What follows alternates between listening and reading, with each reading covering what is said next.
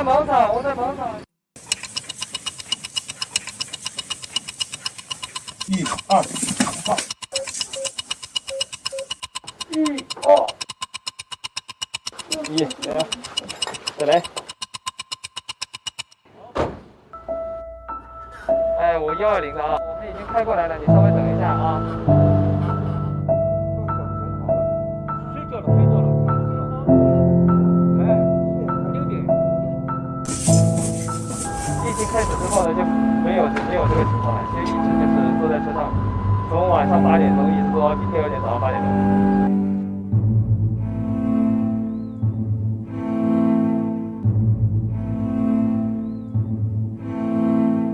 哦，你好，你好，我这边120的啊，我问一下，大概什么情况呀？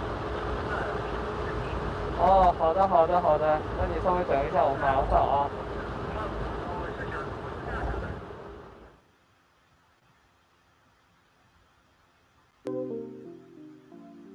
Hey guys, welcome to Alex and Annie Live. That was a trailer for an upcoming interview we have, obviously, about the medical services here in Shanghai during the lockdown.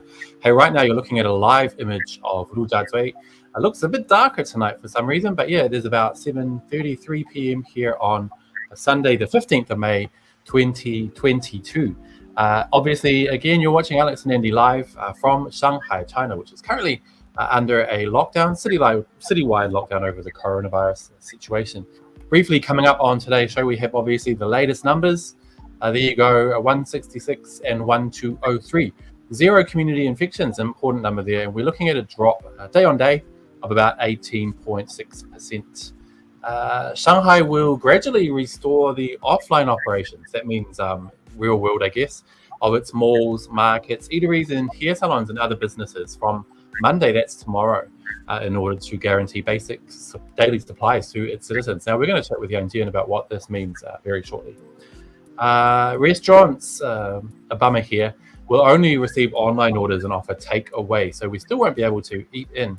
And hair salons and laundry-related businesses will provide limited and staggered services. And in non-coronavirus news, hideous news from the US, where a heavily armed 18-year-old man shot dead 10 people on Saturday in Buffalo, New York grocery store, which the authorities there are calling a racially motivated attack. Not good news there. Anyway, let's check in with my co-host Alex to see how you're going along. How is it, Alex? Another day. We are doing fine today. Just another day. I don't know. I don't have a lot to say. Hate to see the news about obviously the shooting back in my home country. Obviously it's something that does happen there from time to time. I don't want to get into it really because it's really a tragic situation. But yeah, I think it's important that people remember that, it's another one of those if it bleeds, it leads sort of thing. I've talked to a lot of people during my time in China who think that, I can't go to America ever because I'll be shot. Oh, it's not like that. I mean, I lived there for many, many years and never even had anything like that in my orbit at all. But it is really a tragedy. Yeah, hideous news. I don't think we should dwell on that for too long either. Obviously, it's a developing story, so we'll wait and see what happens. But yeah, we've got comments coming in. Kevin James Ing says, nice decline in case numbers. Hopefully we're heading in the right direction. And travel with John in China has mentioned, I just saw news that Shanghai is resuming normal business in many places starting tomorrow. That is true, but again, it won't apply to most of us. It's only for the limited number of people who can go out and about. Some grim scenes here. I think Joe Alberto is talking about probably the incident in Buffalo, New York. Yeah. But yeah, and Zeta DJ says, Alex, it's just another day. Just another day. Yep, for sure. Hey, let's bring in our colleague Yang Jian, actually, and we'll see what is happening with that situation. Yang Jian, can you hear me? Yeah, clear. Yeah. Awesome. So we saw during the news briefing this morning some good news that I just mentioned about some malls and different businesses opening up. Although I'm assuming it's not going to benefit most of us at the moment. Can you tell us a bit more?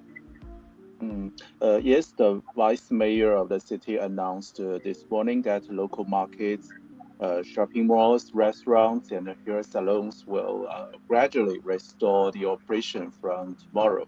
And but there are many restrictions not to open up entirely. like the visitors number will be limited, and maybe only some citizens in the precautionary areas can go, and everyone must scan a venue code to register their information, and as well as to receive the checks from a temperature check and a health code scanning machine at the entrance.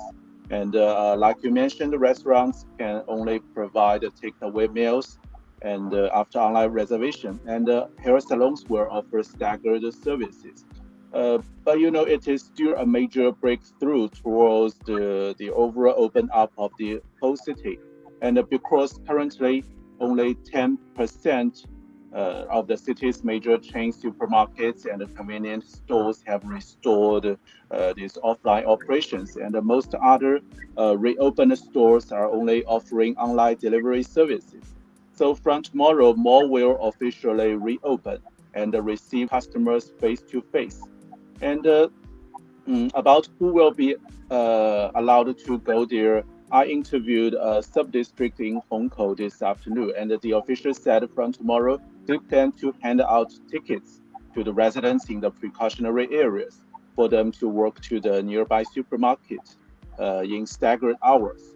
And another sub-district said only residents in the zero COVID community, which has a higher standard than the precautionary areas, are allowed to go to the nearest markets with time limit. And the other sub-districts and towns will have their own stipulations, and we will see tomorrow. And the vice mayor said today the reopening aims to further guaranteeing the daily supplies to citizens, and the government will keep offering food packs to the over 4 million citizens still in the locked down and controlled areas. Andy. All right, good to hear. It's some positive news, I guess. I wanted to talk about the metro, because under normal circumstances I ride the metro a lot, and so I noticed some news that Shanghai's metro, the subways, the underground, is gearing up to reopen, including undergoing testing following 6 weeks out of operation. So can you tell me a little bit more about what kind of tests they'll be doing, and when is it looking like the metro might be up and running again? It is still unclear when the city's metro network will resume operation, but the subway operator said today that it has launched a pressure test for the whole subway network to prepare for the resumption of the metro line's operations. And it said the equipment of the whole network are being adjusted, and the operator will publicize the schedule once the reopening plan was confirmed. So it might be very near. And according to video footage, online engineers are inspecting the subway trains and disinfecting the carriages. And the first round of low capacity testing has been completed. And the staff are now making the second round of the trial operation. And Shanghai has the world's longest metro network, covering over 800 kilometers with 20 lines. And the subway network is also the city's most important public transportation, which handles over 10 million passengers every day, of course, before this COVID pandemic. But from early April, the majority of the network was suspended for the city's faced lockdown, and it received only 1,500 passengers on the peak of this pandemic. And the remaining 2 lines were also suspended in early May, which is the first time that the city's entire subway network was suspended in the nearly 3 decades. So if the metro network was restored, it means the city's urban operations and people's daily life and work can also go back to normal. So things like Andy said, the city's daily infection number keeps falling down. And if we have another 2 consecutive days of zero community infection, the city will gradually open up like the vice mayor has promised. So we will be able to take the subway again in the near future. Alex. Yang Tian, thank you so much for the update. Good news, but we'll wait and see when we can take the metro. And anyway, we'll catch up with you again tomorrow, same time, same place. Okay. All right, thank thanks. you. Oh, okay. So yeah, again, Alex, it sounds like good news. And as we've been saying, the metro, if they're saying they're going to be doing testing and get ready to roll out, opening up again, of what Yang Jian rightly called the longest metro network in the world, that's all very well good news. But I'm waiting, really. I'm holding my breath until I'm sitting on the metro heading to work. I agree with you. Yeah, I like Shanghai's metro system. It is the longest in the world. It's also super efficient. The trains are frequent. It's clean. I just like it. It's one of my it's my favorite way to get around the city. I know a lot of people don't like it because it can get crowded, but I do quite enjoy the metro, and so it'll be good to get back on it. I think that's a big sign. It is kind of like the arterial system of how people get around the city, and so obviously Yang Jie mentioned like 10 million riders a day or something, down to 1,500 is wild, and now 0 obviously because it's entirely closed. But yeah, that is a good sign. And when we're sitting on the metro heading back to the office or somewhere else, that'll be really when I feel like we're back to normal. Yeah, absolutely. Hey, I'm just trying to bring up an image now to show anyone who's perhaps not in Shanghai what the city metro network looks like, which is, here we go. It is huge. It is very long and many lines. I think we've got about 16 lines now. 20. And as you can see, we have 1 through 18. We have 1 through 18, and then Pujiangxian, and then also the maglev. So if you count those two, that's 20. Yeah, of course, the maglev, the only commercially running, regularly running magnetic levitation network in the world, I think it is, from Pudong Airport to, what's the stop? Dongyanglu. Which is part of the way into the city. It covers about 30 kilometers in 7 minutes, I think. Is it, Alex? Yeah. It's quick. Yeah, so as you can see, it's a very huge network. I'm going to zoom in a little bit and just show you guys a bit. If you can see my mouse. Can you see my mouse, Alex?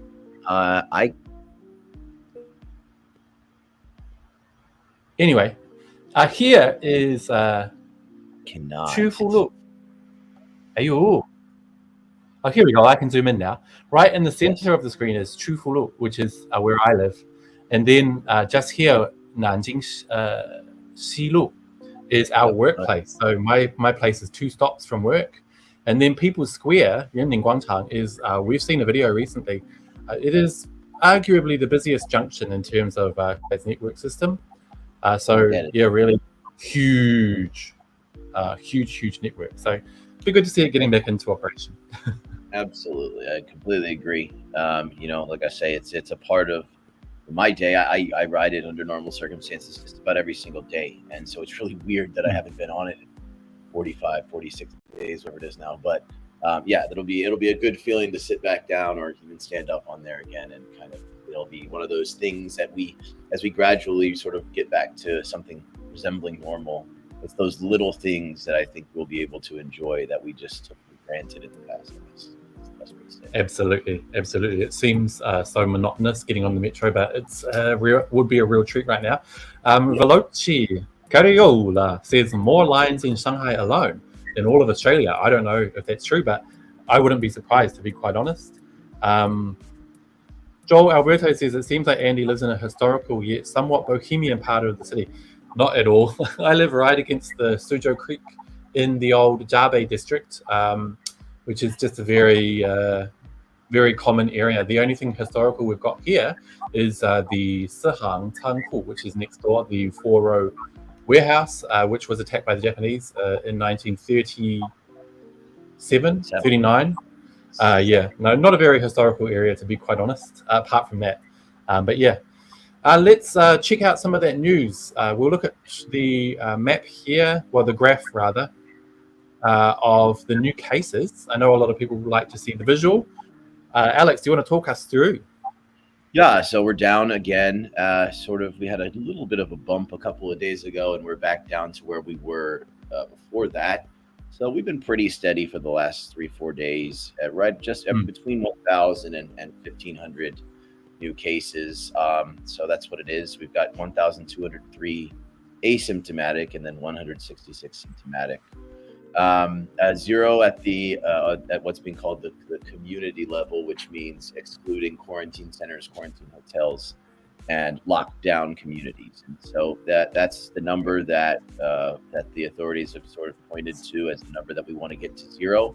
And I think having seen that be at or near zero for a few days in a row now, I think that's sort of what has spurred this decision to begin the opening up process. So again, not getting back to regular life, but at least taking a step in that direction.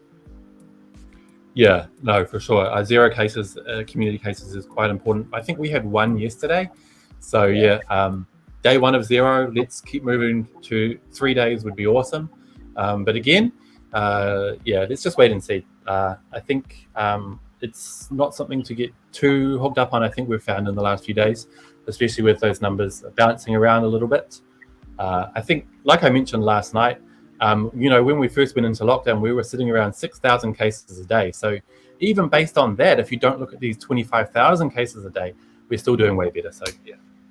And what Yang Jie mentioned before was these businesses set to reopen from tomorrow.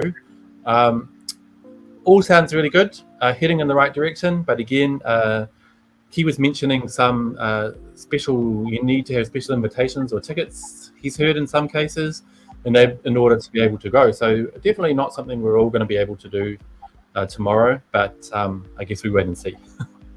Yeah, I mean, as I mentioned previously, personally, the way that I'm looking at it is, given the consequences, if you're unlucky enough to catch COVID, I'm not sure that I will be wandering out and about too much until things truly do get back to normal. Going to the supermarket is fun, but it's not like riding a roller coaster or anything. I'm not gonna be rushing out to do it.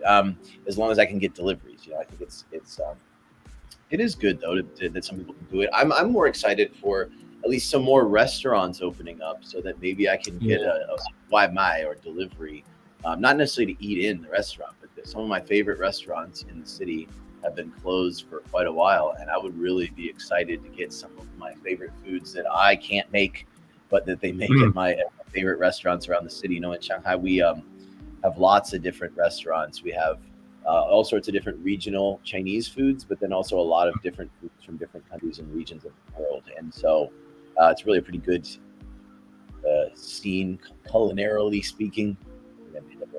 Right. And so I'll be looking forward to maybe getting some of those nice things that I don't know how to make or don't have the ingredients to make myself. Yeah, you bring up two interesting points. Firstly, I'm actually looking forward to being able to eat in restaurants. I think that's going to be a little while. But also, what was I going to say? What was the other point? My mind just went blank. I was talking about going. Yeah, I got it. It's fine. Go ahead. You go. No, I was talking about going to the supermarket and how it's great, but it's not my favorite thing. And then I was just talking about the different kinds of foods that we have here. What was I going to say? My mind just went totally blank. Anyway, forget it. I'm looking forward to heading to the restaurants. Oh, that's what I was going to say. Sorry, yeah. I've got to make notes, Alex. My brain is just all over the place. I was going to say, I was going to ask you, when do you reckon that Tuangou will end? Because I'm actually getting quite sick of it, to be honest. I took part in 3 Tuangous recently to buy chicken, some vegetables and things like that, and all 3 of them were cancelled. One of them was because there were some bad reviews of the food, so our Tuanzang, the leader of the group, cancelled it. The other 2 cancelled for whatever reason, I don't know, got my money refunded. It's just a bit annoying. I want to be able to buy fresh fruit and meat and stuff like that I want in an amount I want. I'm sick of doing Tuangou, to be honest. It was important at the start back in April. It was important. It was an important service to have, and I think a lot of people took advantage of it. But I'm with you. I'm finding that I end up with too much of one thing and then running out of another, or too much of one. I make one particular meal or one particular dish. I have too much of A but none of B, and so I can't make it. And I'm getting a little tired of it as well. It'll be nice to just be able to order a meal or order what you need. I have been able to do that here and there, but not really so much with fresh food.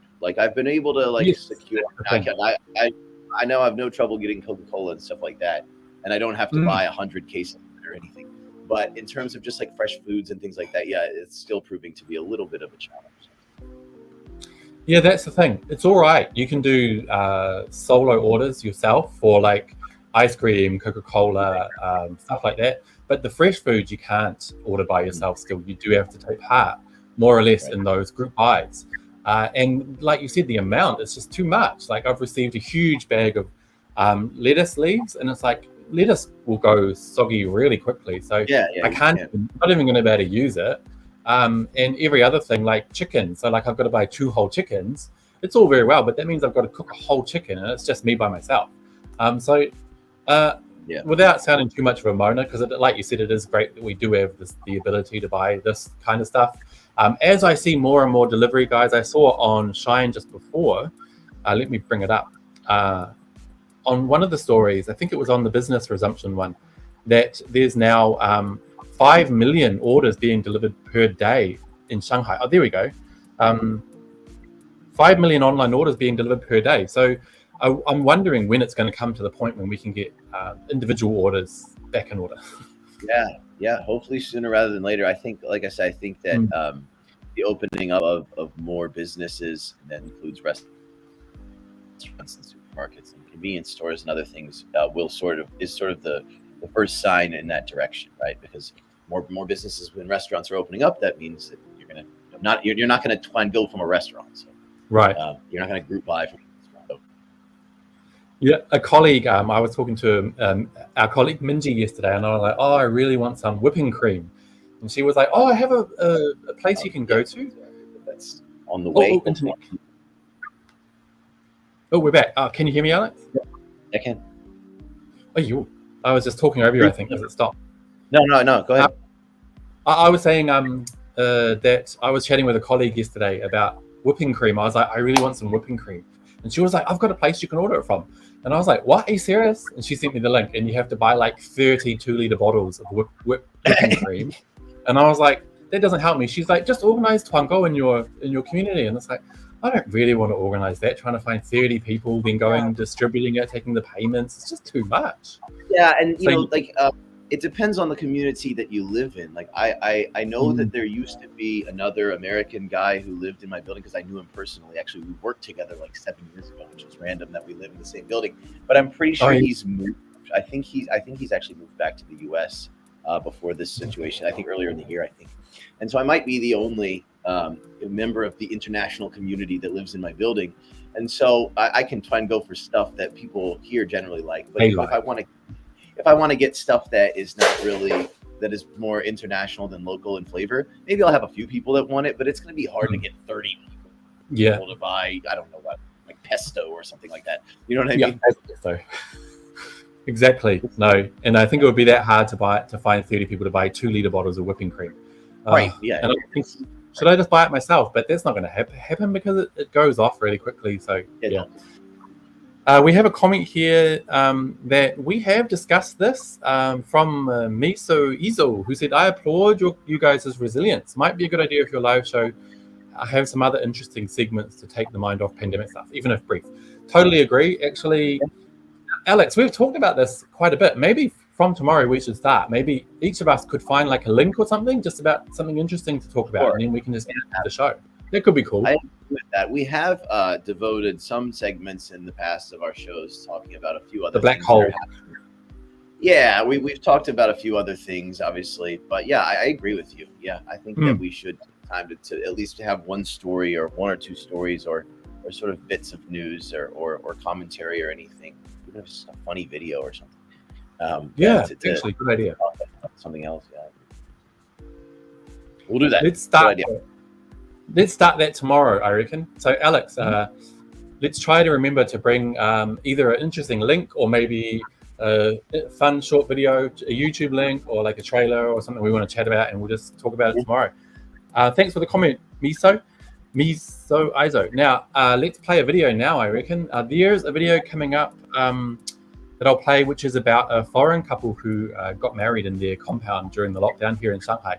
Now, it's actually old news. I think it was about a couple of weeks ago. But we have a video here from the AFP, which is a French media outlet, which has bases all over the world. So yeah, we'll check out the video and we'll come back and have a chat.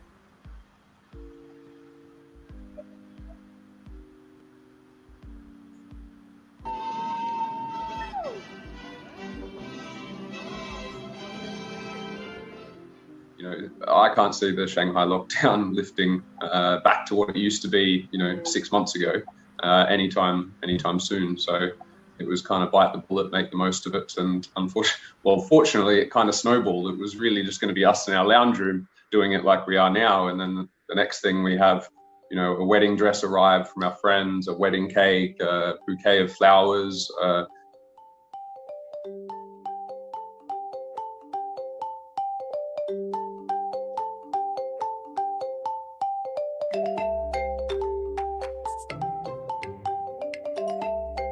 Until Thursday, I didn't have a wedding dress, so I really thought that I was gonna get married in my sweatpants, But yeah, then my friend had the idea to ship a wedding dress. Once I put that dress on, like I said, everything changed for me, and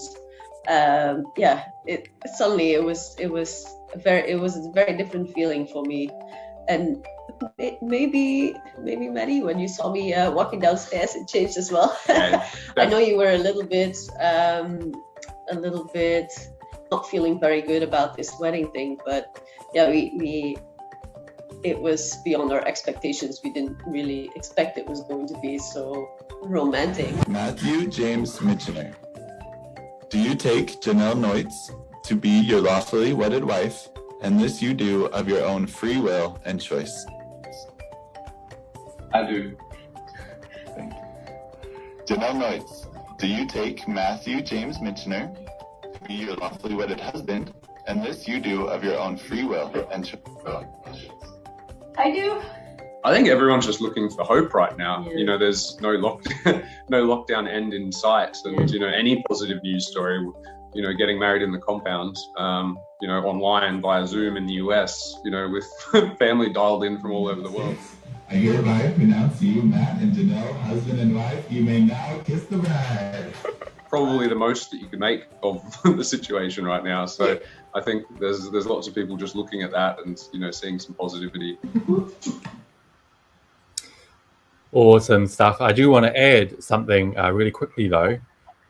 In the video you guys might have seen, this is from AFP, and I'm sorry to put a damper on this, but there was a text in the video. I'll try and find it. That says, since weddings were banned. There we go. Since China banned marriages between foreigners in 2019, this is misleading.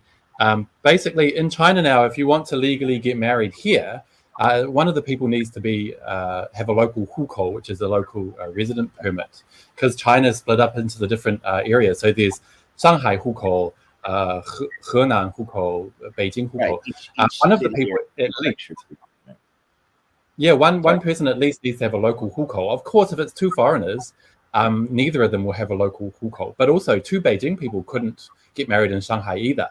So for them to put this here saying China banned marriages between foreigners in 2019, it's just misleading, and it just adds to the negative perceptions of China. But anyway, cute couple. Yeah, for sure. Obviously, I've been, as a personal note, putting off my wedding because I wanted to have a nice one with my family and everything like that. So we've been putting ours off for quite some time now. I don't think this does look cool. It looks really interesting. I don't think that's what we're gonna do. But hey, maybe who knows what the future holds? But I don't think that's. I don't know if she's. But we'll see. But I wish that looks like looks like the both of them really are happy they did it, and they look to have had as good of a time as you can under these circumstances. Yeah, but I wouldn't be surprised if they were like, oh, this seems like a really cool time, a really unique time, because it doesn't seem like they were ready at all. Like, it's not like they had the wedding dress ready, the cake ready, and they were going to get married now, but Shanghai suddenly locked down and they decided, let's go ahead anyway. They kind of pushed it forward. Like, they weren't actually planning to. So I reckon they might have decided it was kind of a cool, unique time to do it. And also they could save some money, probably. So true. Yeah, I suppose it could be. I think that as we talked about in Emma's series about when you're together with somebody, nonstop 24/7 for this long, it can affect different people in different ways, and it looks like it had a positive effect on them. So yeah, so that's awesome. If it works for them, it works for them. It's cool to see here everyone from around the world watching. Awesome stuff. And I noticed as soon as they said you can kiss the bride, the person suddenly muted their mic. You watch. It has no meaning, but it's kind of funny. Watch. Yeah, it is. Yep. Well, we're seeing the best. You know, it's good to see that something positive in their lives has come out of all this. Yeah, it's awesome. Come on, where is it? Is it still playing? Oh, yeah. Right. Here we go. There you go. Yeah. You may kiss the bride, and then the person who's filming this muted their mic probably because they were screaming out like "woo!" and they were like, "Let's not." Yeah, probably. I guess that's what it is. Yeah, pretty awesome. So yeah, good on them. And I really like how they. I'm going to bring back another part of the video. Oh, there it is.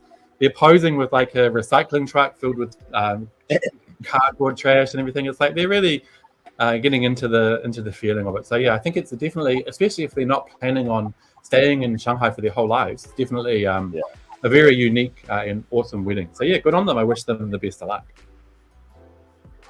Definitely. Yeah, like I said, I don't think that's what my wedding's gonna look like, but I don't know. But you know, we'll see when we can actually get around to doing it. Of course, you know, I really wanted my parents who live in the U.S. to be able to come over here and be here for it.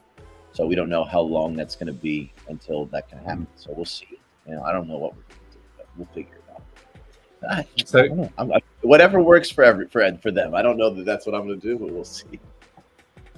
Well, I got to tell you a funny story about my brother. This is really awesome. One of my brothers got married in Las Vegas, and he dressed as an Elvis impersonator, and she dressed as a stripper. You could have done like Dolly Parton. Pretty funny. It's like whatever works for people. Vegas is weird. It's just weird. I've only been there once, but I did have a good time. But it's a weird place.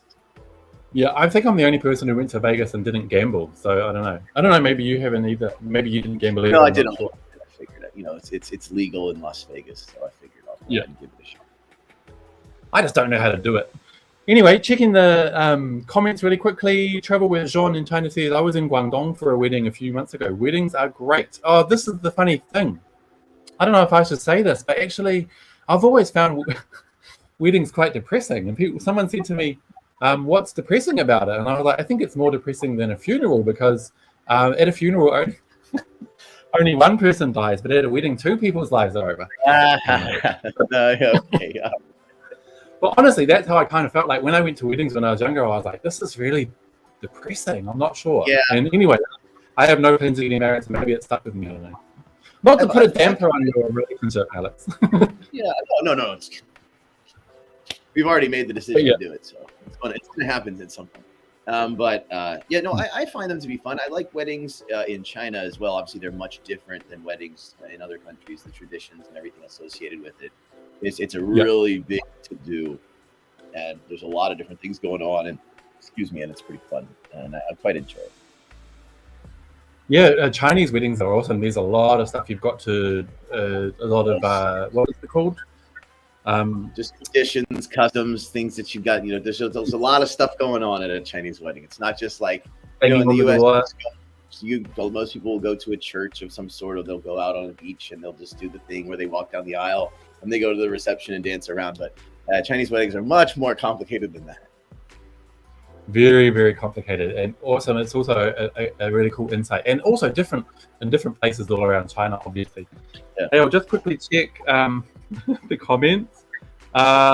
Sophia on our Shanghai Daily WeChat group said, love this, appreciate all you do. T. Julia said, lol, LOL. Not sure which part she was talking about, but glad you're enjoying the show, Julia. But anyway, Alex, I think that's about all we have for this evening. Quite a short show. Do you have anything else you want to add? Not really. We're just sort of taking it day by day. We'll see tomorrow. Again, the news about slowly some businesses, hair salons, laundromats, restaurants, things like that, slowly opening up is positive. Hope it's not toxic positivity, but it's just a fact. Some things are opening up, and I think that's a step in the right direction. We will have to see how that actually goes, to what extent they actually open up. You know, a lot of times things have been implemented differently in different parts of the city, given different sets of circumstances. So we'll see how it goes. Hopefully in all of your communities, you're able to get out and sort of enjoy a few of the things that we've been missing during this lockdown. Yeah, for sure. And just briefly in other news as well, restaurants, similar story.